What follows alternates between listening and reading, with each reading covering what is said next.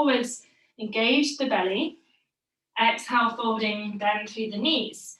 We either step back into plank or knees on floor, modified plank. If we're in plank, keep pushing floor away, engage the glutes, engage the core. Steady breath.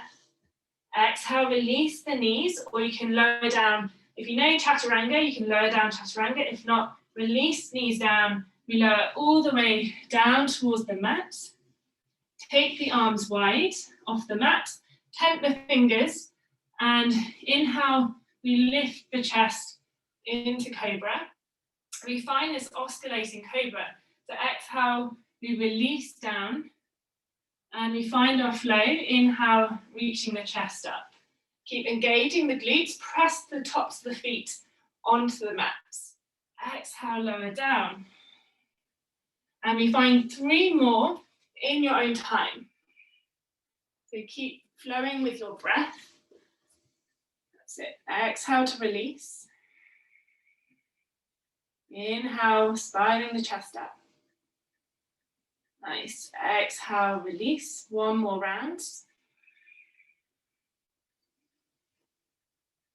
And releasing down.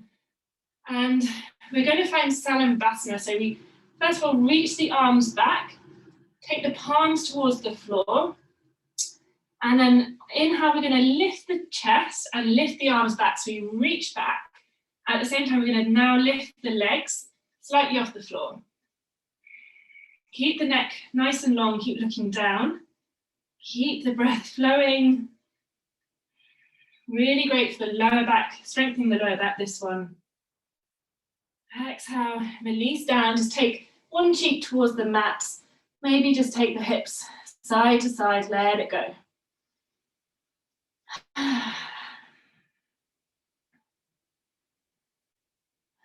And then when you're ready, we come into our second version. So second time you can interlace the hands, draw them towards your tailbone as you lift the chest, lift the legs. Obviously you can come to the first option if this feels too much. Keep breathing, keep pushing the stomach into the floor, lifting a little bit higher. Exhale, releasing down, take the other cheek towards the mat, let the hips go. Have a big sigh if that feels good.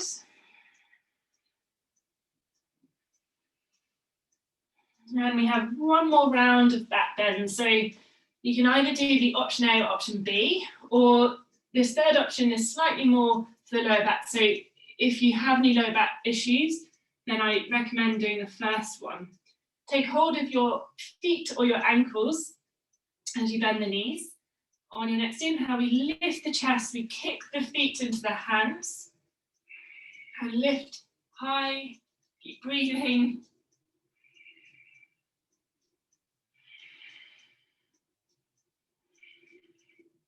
Great, everyone, 1 more breath. Can you lift the chest a bit higher? Exhale, release it down. Take the hands in front of you, let the forehead rest onto the hands. You can find stillness or a little sway with the hips.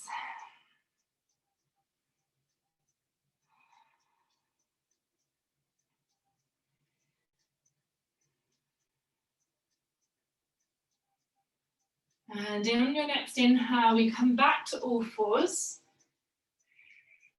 And we tuck the toes, lift the hips, downward facing dog.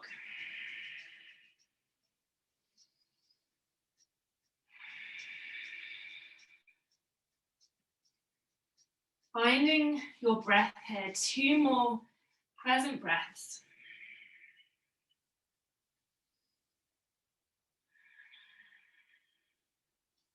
Inhale to look forward, and then we step or jump our feet to as wide as our hands to the front of the mat. We sink the hips down, we're going to find yogi squat. So first of all, I quite like finding some opening and movement in the hips first. So, kind of just taking the feet side to side. And if you know you're quite tight in the hips, this is where a block or book may come in handy. And you can just sit down, on the lower version of the block. like so, and keep taking your feet wide, so pointing outwards. And you take the hands to the heart center and take the upper arms to just gently push the inner thighs out, so we find this openness in the chest. And if that feels okay, you can maybe lift the hips, engage the glutes, so you lift the hips slightly off the block, so you're finding a bit more power there. If you're quite open, then you maybe don't need the block, and you draw the heels towards the mat, or another option is you keep the heels lifted. So there's no right or wrong in this pose, just feeling that stretch, taking the breath into the hips.